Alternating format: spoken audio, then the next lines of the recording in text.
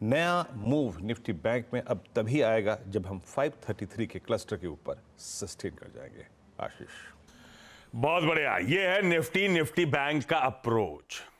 और Nifty bank से याद आया, आज दो चीजों पे रिटेल की खास तौर पे नजर है। पहला तो वो जो कल शाम को कोटक महिंद्रा बैंक पे गाज गिरी, शायद किसी लार्ज एंटिटी पर अब तक का आरबीआई का सबसे टफेस्ट डिसिप्लिनरी एक्शन कल हुआ है। आरबीआई ने कोटक के खिलाफ जो एक्शन लिया है उसमें ये जो कंपनी नए ग्राहक की ऑनबोर्डिंग करती थी, जोड़ती थी मोबाइल से ऑनलाइन बैंकिंग से, यानी कि ऑनलाइन और डिजिटल चैनल्स के थ्रू उस ऑनबोर्डिंग पर रोक लगा दी है। Plus fresh issuance of credit cards पे भी रोक है।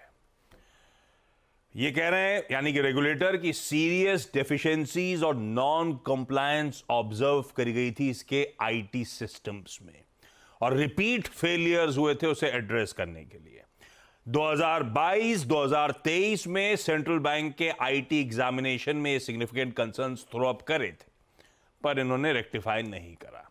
और ये एक्शन सिग्निफिकेंट इसीलिए है क्योंकि आज की डेट में डिजिटल चैनल सबसे प्राइमरी मीन्स हैं, और कोटक के लिए तो सबसे ज्यादा। ऐसा मैं क्यों कह रहा हूं? कोटक के लिए इसका मैग्नीट्यूड बहुत तगड़ा है। पर्सनल लोन्स जो नए हैं 95% ऑनलाइन, नए क्रेडिट कार्ड्स 99% ऑनलाइन, नए बिजनेस लोन्स 79% डिजिटली। इनफैक्ट नए इन्वेस्टमेंट अकाउंट्स 90% बुक करे गए थे थ्रू डिजिटल और डू इट योरसेल्फ चैनल्स। तो इसके लिए इसका मैग्नीट्यूड तगड़ा है। वैसे उदय कोटक सर कुछ दिन पहले बोले थे क्या टर्बुलेंस के लिए तैयार रहिए। हमें लगा ग्लोबल टर्बुलेंस की बात कर रहे हैं, अपनी बात कर रहे हैं, पता नहीं। पर तो कोटक में 811 पे इंपैक्ट आएगा। 811 जो उनकी ऑनबोर्डिंग थी उस पर इंपैक्ट आएगा। कोटक महिंद्रा बैंक का स्टेटमेंट आया उसके बाद कि हम मेजर्स ले रहे हैं नई टेक्नोलॉजीज को अडॉप्ट करने के, अपने आईटी सिस्टम्स को स्ट्रेंथन करने के और स्विफ्टली रिजॉल्व करने के जो आउटस्टैंडिंग इश्यूज हैं उसके। हाँ, आप सब कंसर्न होंगे तो ये बता दूं, जो करंट ग्राहक हैं उनकी सर्विसेज इंपैक्ट नहीं होंगी, पर दिक्कत में आया है काफी। तो कोटक महिंद्रा बैंक तो आज का सबसे प्रोमिनेंट स्टॉक हो गया है जो सबके नजर पे रहेगा। दूसरा, मैंने कहा था रिटेल की दो जगह नजर है, दूसरी सबकी नजर वोडाफोन आइडिया पे है। कल मेरे पास माल आया, मैं छोड़ूं उससे पहले 9% कल गिर गया। आज देखते हैं कैसा रहेगा। एफपीओ के जारी शेयर्स कल सबके अकाउंट में क्रेडिट हो चुके होंगे, सबको रिटेल को पूरा ही माल मिल गया है। आज वो एफपीओ शेयर्स अब आप ट्रेड कर सकेंगे, लिस्ट होने आएंगे। फिर उसके बाद तीनों निफ्टी के नंबर्स। एक्सिस बैंक, यार मुझे तो बढ़िया लगे। जो बाजार एक्सपेक्ट कर रहा था एनआईआई का आंकड़ा, जो एक्सपेक्ट कर रहा था, इन्हें एक्सिस बैंक बोला तो आप एलटीआई एंट्री दिखा रहे हो यार। Axis bank NII PAT expectation से बेहतर। एनआईएम्स, भाई स्ट्रीट मान रहा था एनआईएम्स कॉन्ट्रैक्ट करेंगे, उल्टा एनआईएम्स 5 बेसिस पॉइंट एक्सपैंड हो गए 4.01 वाले 4.06% पे। Asset quality, gross NPA, net NPA Q on Q improve हो गए। तो नंबर्स तो अच्छे हैं। हाँ, एक डाइल्यूशन का कंसर्न बना हुआ था क्योंकि उन्होंने कहा था फंड रेजिंग करना चाहते हैं, 35,000 करोड़ रुपए डेट के थ्रू और 20,000 करोड़ रुपए इक्विटी इशुएंस के थ्रू फंड रेजिंग की तैयारी। पर नंबर्स जहां तक हैं अच्छे हैं। एचयूएल, हिंदुस्तान यूनिलीवर, एक तो एक्सपेक्टेशंस थकी थी, नंबर्स थके आए, बिल्कुल एक्सपेक्टेशंस पे जस के तस वैसे के वैसे। आय 0.2% गिरी यानी कि फ्लैट थी। इबीटा 1% गिरा, मार्जिन्स 20 बेसिस पॉइंट्स गिरे, मुनाफा 0.6% गिरा। पर कमजोर एक्सपेक्टेशंस थी और एग्जैक्टली एक्सपेक्टेशन पे खरे उतरे। एलटीआई माइंट्री तीसरा निफ्टी का नंबर, मुझे ठंडा लगा, और स्लाइड मिस भी है जो स्ट्रीट एक्सपेक्ट कर रहा था।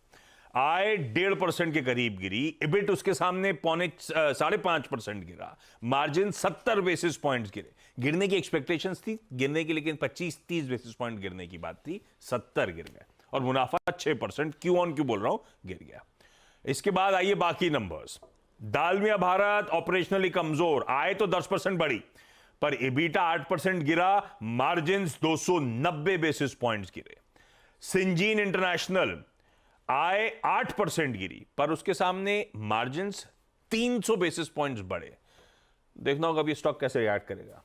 इंडियन होटल्स, ये अच्छा, अब काय का सीजन नॉन सीजन, जब भी जाओ होटल बुक करने महंगा ही मिलता है, तो ठीक है, नंबर अच्छे ही रहने। तो मोमेंटम कंटिन्यू हो रहा है। आय 17%, इबिटा 23% का जंप, मार्जिन्स और 160 बेसिस पॉइंट्स बढ़ गए। AU small finance bank, NII 10% बढ़ा लेकिन मुनाफा 13% गिरा। बाकी के इंटरनल थोड़े से कमजोर से हैं, खैर मिले जुले नंबर्स कहिए। ओरेकल फाइनेंशियल्स डिसअपॉइंट कर रहा है और ये स्टॉक भी करेक्ट हो रहा है। आय इसकी तिमाही दर तिमाही देखते हैं अपन, है ना। IT 10% I Giri, margins 310 basis points गिरे, प्रॉफिट 27% गिरा। पर इसके डिविडेंड वॉचर्स बहुत हैं, तो उनके लिए 240 रुपए का डिविडेंड डोल आउट। मैक्रोटेक लोधा, आय साल दर साल 24%, एडजस्टेड इबिटा 37% का जंप, मार्जिन्स 340 बेसिस पॉइंट का उछाल। इन्होंने क्यूआईपी इशुएंस करा था। अपडेट आया, net debt to equity 0.34 time से रिड्यूस होकर 0.17 टाइम्स हो गई। अपडेट तो अच्छे हैं। 5 पैसा खराब है, 5 पैसा कैपिटल। क्यू ऑन क्यू आय 12.5% बढ़ी, पर इबिटा 59% गिर गया। मार्जिन्स 22% वाले 9% पे। Retail market share lose out कर रहे हैं, तो ये कमजोर काम है। इसीलिए टीसीएस की कल बाजार बंद होती अपडेट आया, अमेजॉन वेब सर्विसेज के साथ एक बढ़िया स्ट्रैटेजिक पार्टनरशिप कर रहे हैं। वो बेसिकली एआई के, जनरेटिव एआई के फील्ड पे। इनफैक्ट ये पार्टनरशिप इतनी बड़ी है कि 25,000 टीसीएस के एम्प्लॉइज को ट्रेन भी करेंगे वो लोग। 25,000, पर उनके तो 6 लाख तो एम्प्लॉइज है। तो 25 कर रही है। अब कंटेक्स्ट गोला भी गोला देख लिया। डिलीवरी में कल एक लास्ट ट्रेड हुआ था। कनाडा पेंशन फंड ने यूनिट 2 करोड़ 4 लाख शेयर्स बेचे। खरीदार लेकिन है सारे के सारे smaller cap world fund, American fund insurance, Fidelity, HSBC सबने खरीद लिया। बाहर तगड़े। आरबीएनएल एक प्रोजेक्ट के लिए L1 लोएस्ट बिडर डिक्लेयर हुआ है 239 करोड़ रुपीस के। फिर उसके बाद एक काम करें, बहुत सारे हैं तो अपन सीधा साधा भी डिस्कस कर लेंगे, उसके बाद 8:30 बजे भी बहुत कुछ डिस्कस कर लेंगे। तो अपने काम के सुबह सुबह सारे हो गए। मैं एक ब्रेक ले लेता हूं। ब्रेक के उस पर जब लौट के आएंगे, इस बीच कोटक की रिपोर्ट्स आनी शुरू हो गई हैं। कोटक महिंद्रा बैंक पे ब्रोकेज रिपोर्ट्स क्या कह रही हैं वो बताऊंगा आपको, इवेंट्स कैलेंडर बताऊंगा और कमोडिटी की स्ट्रैटेजी। काफी एक्शन ब्रेक के उस पर।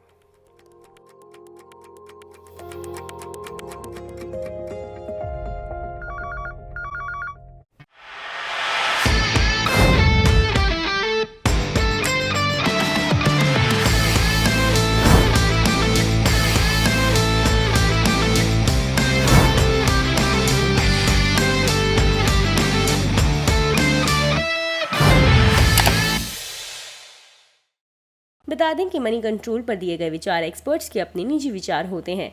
वेबसाइट या मैनेजमेंट इसके लिए उत्तरदायी नहीं है। यूजर्स को मनी कंट्रोल की सलाह है कि कोई भी निवेश निर्णय लेने से पहले सर्टिफाइड एक्सपर्ट की सलाह लें।